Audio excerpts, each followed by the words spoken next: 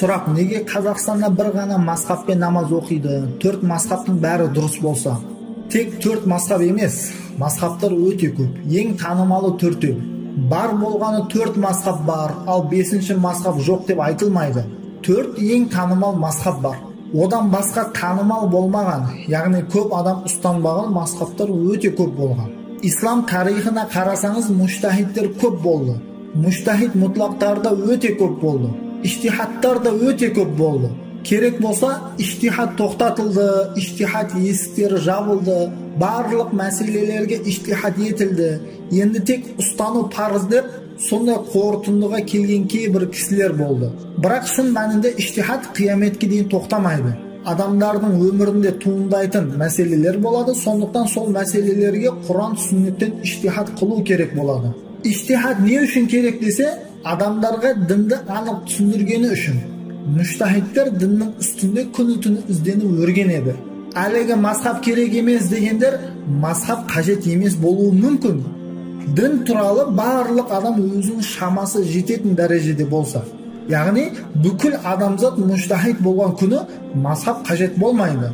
Бірақ адамдар муштахид емес мұқаллид болған кезде, олардың кейбіреулері муштахид болады, әрине олар аз болады. Өйткені әркім өмірін Алланың дінін үйренуге арнамайды. Айналаға көз жүгіртіп, адамдар өмірін не нәрсе үшін өткізіп жатқанын қараңыз. Енді өмірін басқа нәрсеге жұмсап жүрген адам осы муштахидтің үкімін ұстанады, өзі сол муштахид дәрежесіне жетпегеннен кейін. Әлігі қазақша хадис кітаптарды, қазақша Бухари кітаптарды алып үкім шығармайды. Өзі түсінбейтін нәрсені солай істеуі қате. Өйткені оның қазақ аудармасының өзі толық жетілмеген. Яғни араб тіліндегі мәтінді бермейді. Енді оның бұл аудармадан шығаратын қорытындысы мүлдем басқа нәрсе. Енді ол тағы өзінше үкім шығарып, басқаларға үкім айтып жатқан болса шариғаттан деп, ол өзінің мазхабсыздығымен қателік жасап жатыр. Енді сіздің сұрағыңызға қайтсақ, неге енді Қазақстанда бір ғана мазхабты ұстанады? Қазақстанда бір ғана мазхабты ұстанбайды. Басқа мазхабты да ұстайтындар бар, бірақ көп емес. Ханафи мазхабы Қазақстанда ғана емес, әлемнің басқа елдерінде де кең тараған. Мәселен, Пакистан, Үндістан, Бангладеш, Индонезия және Орталық Азияда негізінен ханафилер. Ханафи мазхабы өте кең тараған. Мысалы, араб елдерінде ханафи мазхабын ұстанатындар өте көп. Мысырда ханафи ғалымдары өте көп. Ханафи мазхабын ұстанатындар да өте көп. Шафиғи одан аздау елдерге тарады. Малики мазхабы көбінесе солтүстік Африкадағы мұсылмандар ұстанады. Ал Хамбали мазхабын ұстанатындар өте аз. Араб елдерінде бір топ адамдар ұстанады. Бірақ басқа мазхабты ұстанатындармен салыстырсаңыз өте аз адамдар ұстанады. Бұл мазхабты көп адам ұстанады, сол үшін бұл тура, ал бұл мазхабты аз адам ұстанады, сол үшін бұл қате дегені емес. Мазхаб мәселесі қозғалғанда, біздің мазхабқа жететін жоқ, біздің мазхаб ең күшті мазхаб деп реклама қылатын нәрсе емес. Бұның машинасы болса екен шығып реклама қылатын, менің машинам күшті, сенікі онша емес деп. Мазхаб мақтанатын нәрсе емес. Біздегі мәселе дұрыс емес жаққа ауып кетті. Әлегі үймен, көлігімен мақтанатындар мазхабты да мақтанатын нәрсе деп түсініп, біздің мазхаб басқа мазхабтардан күшті болған мазхаб деп мақтанатын болды. Бұл мазхаб мақтанып жүретін нәрсе емес. Бұл шариғат үкімдерді түсіну, амалды атқару үшін керек болған нәрсе бұл мазхаб дегені. Біздің мазхабымыз ең зор, ең күштісі деп бәріне мақтанып, одан бірдеңе ұтып жеңіске жететін нәрсе емес. Негізі Орта Азияда ханафи мазхабы әу бастан кең тараған. Неге десе, ғалымдарымыз ханафи негізінде иштихад қылған. Ханафи үсуллеріне негізделіп иштихад қылған. Сондықтан ханафи мазхабы танымал болды. Ханафидің кітабы өте көп болған. Ханафи мазхабында, ханафи әдісінде жазылған кітаптар көп болғаны үшін медреселерде сол кітапты оқыды, үйлерінде сол кітапты оқыды, ұстаздарынан сол кітапты оқыды. Енді бұл тек ханафи үкімін, ханафи мазхабын білген соң енді ол не істейді? Ханафи айтқандай өмір сүреді да, үкімді ханафиден алады да. Кейін Осман халифат кезінде ханафи мазхабы мемлекет істерінің, яғни әрбір жағдайда шешілетін мемлекеттік істерге ханафи мазхабын пайдаланды. Сондықтан Ханафи мазхабы өте кең тараған. Енді бір мемлекет Ханафи мазхабының үкімдерін алып заң қылып бекітсе, солай істеуге рұқсат етілген бе десе, рұқсат етілген.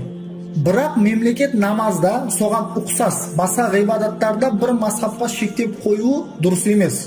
Мемлекет ғибадаттарды бір мазхабқа шектеп қоя алмайды. Қылып жатқан ғибадаттарында кім қай мазхабтың үкіміне қанағаттанса, барлық мазхабтар үкімі шарғи болған үшін қалаған бір мазхабқа еруіне болады. Егер басқа мазхабты ұстанса, ол шариғат емес, христиандықты ұстанған болмайды. Егер ол 4 мазхабтың қалағанын ұстанатын болса, 4 мазхабтың барлығының үкімдері шариғаттан болғандықтан шариғатты ұстанған болып саналады. Егер бір мемлекет басшысы бір мазхабтың үкімдерін заң қылып бекітсе, жүйе ретінде басқарса, шариғат бойынша рұқсат етіледі. Міне Османи халифалық Ханафи мазхабының үкімін заң қылып бекіткен. Сондықтан ең кең тараған Ханафи мазхабы болды. Қазақстан халқының көпшілігі осы мазхабты түсініп ұстанған соң, табиғи түрде Ханафи мазхабын ұстанады. Енді басқа мазхабтарға ермеу керек деу дұрыс емес. Енді Ханафи мазхабын ұстанған адамға басқа мазхабқа амал қылуы не қажеті бар? Өзі бәр жақта Ханафимен амал қылса, өзі шариғат бойынша бір мазхабқа еріп сол мазхабтың шарғи үкімін ұстанса, екінші бір мазхабқа өтуге болмайды. Қаласа бұяққа өтіп, қаласа ол жаққа өтіп, мазхабтан мазхабқа секіру харам. Сондықтан бір мазхабтан екінші мазхабқа мұқаллид адам өзінше өтпейді. Егер әлі бір мәселеге ерімеген болса, өзі қалаған мазхабтың үкімін ұстануға ықтияры болады мұқаллид адамдікі. Бірақ біздерде мазхаб ұғымы халқымызға кең таралмағандықтан, Ханафи мазхабынан басқа мазхабтардың үкімі, иштихаты айтылмағандықтан, елімізде Ханафи мазхабын ұстанады көбінше. Енді тек Ханафи мазхабын ұстанып жүру, бұл нәрсенің зияны жоқ, исламға қарсы келмейді. Ханафи мазхабты ұстанып оған амал қылса, бұл зор нәрсе. Демек ол шариғатқа амал қылды дегені. Бүгінгі таңда Ханафи мазхабының рейтингі туралы өте көп айтылуда. Бірақ Ханафи мазхабының үкімдері айтылмай жатыр. Проблема міне осы жерінде. Неге Ханафидің үкімдері айтылмай жатыр деп міне осындай сұрақтарды берсеңіз, тіпті жақсы болады. Сіз бұл сұрақты қойғанда күштірек болар еді. Ханафині ұстанатын адам барлық жерде Ханафи болу керек. Ханафи зор, Ханафиге жететіні жоқ деп имамдарымызда Ханафиді насихаттайды. Шынымен де әңгіме жоқ Ханафи мазхабына. Мен де Ханафимін. Абу Ханифаның үкіміне қанағаттанғанмын. Сосын Ханафи ғалымдарының иштихаттарына да қанағаттанамын. Сол үшін мен Ханафи мазхабын ұстанамын. Басқа мазхабтар адасқандығы үшін емес, басқа мазхабтың иштихатынан бұл мазхабтың иштихаты дұрысырақ, дәлелі күштірек дегенім үшін Ханафимін. Бірақ ең жаманы Ханафи мазхабының үкімдері халыққа, мемлекет басшыларына жеткізіп, міне Османи халифа бүкіл дүниеге осы Ханафи пікірмен шықты. Бүкіл империясына билігін жүргізді. Дүниенің жартысын 600 жыл Ханафи үкімімен үкім жүргізді. Енді сізде бұл Қазақстан деген мемлекетіңізді Ханафи мазхабымен басқарсаңыз, Османи империя сияқты сізде мемлекетіңізді өте зор басқарасыз деп ұсыныс қылмай жатыр. Мұндай зор күшті мазхабын ұсынбай жатыр. Ханафи үкімін адамдарға айтпай жатыр. Жихад туралы сұрасаң, жихад жоқ, ондай нәрсе жоқ, бүгін жихадтың күні өткен, бүгін жихад жоқ деп, бұл өтірік. Бұл Ханафидің сөзі емес. Ханафидің кітабын ашты айт. Ханафисің ба? Ханафиден сөйле. Ханафи кітабын ашсам жазып қойыпты. Ханафи мазхабының кітабында мұсылманның кішкене бір жері қолдан шығарылса, кәпір иелік қыла бастаса, әйел күйеуінен сұрамастан, құл иесінен сұрамастан жихадқа шығуы парыз деп айтқан. Ханафи мазхабын жарнамалап жатқандар мәрт болып осы нәрселерді айтсын. Ханафи мазхабында жұма намазын сұлтанмен оқыса, намазды толықтай атқарған болады деген. Сұлтан келіп жұмаға қатысу керек. Егер жихадта, сапарда болса, көмекшісін өзінің орнына тастап кету керек. Біздің Ханафи ғұламаларымыз осы сөзді айтсын. Сұлтан, басшы, Сен осында болмасаң, біздің жұма толық жұма болмайды екен. Жұма күні басқа жұмысыңызды тастаңыз, парызыңызды орындаңыз. Бұндай күшті танымал мазхабымызда сіздей сұлтан, сіздей басшы келіп имамдыққа өтіп береді, халыққа хұтпа айтады. Сіз солай жасаңыз десе, міне бұл ханафи мазхабы. Өзі ханафимін деп жатқандар шынымен де ханафи болады. Мен қазіргі таңда өздеріне ханафимін деп айтатындарды ханафи деп санамаймын. Біреу де ханафи үкімдерін толық айтпайды. Ханафи мазхабында риба харам, кредит алуға болады дейді, кредит беріп жатқан мемлекетті қайтармайды. Ханафи мазхабында налог харам, мемлекет келіп налог жинаса, мемлекетті бұл істен қайтармайды. Бұл нәрсе ханафиде жоқ. Ханафиге қарама қайшы істер. Ханафи мазхабы басқа мазхабтардан бұл мәселелерге қатты қараған. Ханафи мазхабында әйелдің жүзі мен екі қолынан басқа жерлері әурет деп есептелінеді. Имамдарымыз халыққа осы нәрселерді жеткізу керек. Басшыдан олардың әуреттерін көшеде жабуын талап ету керек. Ханафи сияқты амал етейік. Ханафи үкімдерін ұстанайық. Осындай мәселелерді көтеріп шығуымыз керек. Міне сол уақытта біз ханафи боламыз. Мейлі соның нәтижесінде Қазақстан халқының 100% ханафи мазхабын ұстанса да, зияны жоқ, қайта жақсы болады. Бұл дегені басқа мазхабты ұстанба дегенді білдірмейді.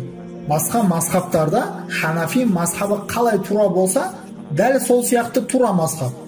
Біз оны осы ихтилаф мәселелерге қатысты иштихатын дұрысырақ, дәлелі күштірек дегеніміз үшін ханафи үкімін алудамыз.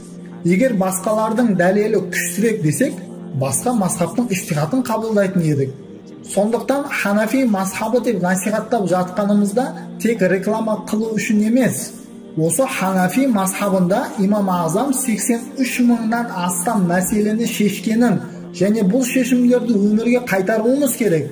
Әлгі процессуал кодексті оны осы ханафи шешкендей болуы керек. Ханафи мазхабында неке қию мәселесінде көрсетіп берген. Қай уақытта сахих болады, қай уақытта батыл болады, үйлену тойларды да бұлай өткізсең харам, бұлай өткізсең халал деп бәрін көрсетіп шешіп берген. Жартылай жалаңаш қызды алып ЗАГСтан өтіп жатқандар ханафи мазхабында харам солай істеу. Хабарларым болсын сол нәрседе. Осы ханафи мазхабындағы имамдарға никах оқыту үшін келген ер адаммен жартылай жалаңаш әйел кісіні мүнкар істен қайтарады. Бұлай кеме никах оқытуға, никах оқылмайды деп, оны күнәдан қайтарады ханафи имамдары деп тұрып, Алладан қорықсаңдар қайтарыңдар осы мүнкар істен, ханафи имамдары. Әлгі мешіттерде ханафи мазхабынан басқа ешбір мазхабта намаз оқуға болмайды деп жазып қойғандар, бұл барып тұрған ақымақтық. Мешітте Хамбали мазхабындағы бір кісі кеп имамдыққа өтсе, соның артынан ұясың. Малики мазхабындағы бір адам имамдыққа өтсе, оған да ұясың. Шофи мазхабтағы кісі де имамдыққа өтсе, оған да ұясың. Бір-бірімен қосылып аға іні сияқты намаз оқиды. Бір-бірімен бауырлас болады. Әкесі ханафи мазхабта, баласы шофи мазхабта болуы мүмкін.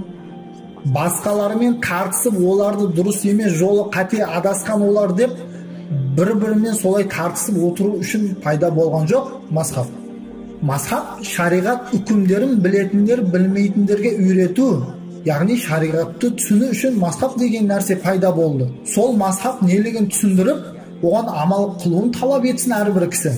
Оны әр жерде реклама қылып, біздің мазхабқа жететін жоқ, ең күшті мазхаб деп мақтанып жүретін нәрсе емес. Сол мақтанып жүрген үйіңізбен, машинаңызбен, телефоныңызбен мақтана беріңіз. Бірақ ханафи мазхабы деп мақтанбаңыз. Бұл мақтанып жүретін нәрсе емес, бұл амал қылатын нәрсе. Бұған амал қылып мақтансаң, Құдайдың алдында жарасады. Исламда ханафи мазхабы бойынша мемлекет ұлының қолын кескен уақытында адамдар күзетіп отырады. Ханафи мазхабы бойынша зинақорға тас лақтырылған кезде қазы оны бірінші атады. Куәгерлер артынан атады. Зинақорды осылай ханафи айтқандай жазалап жатқан болсаңдар, мақтансаңдар болады.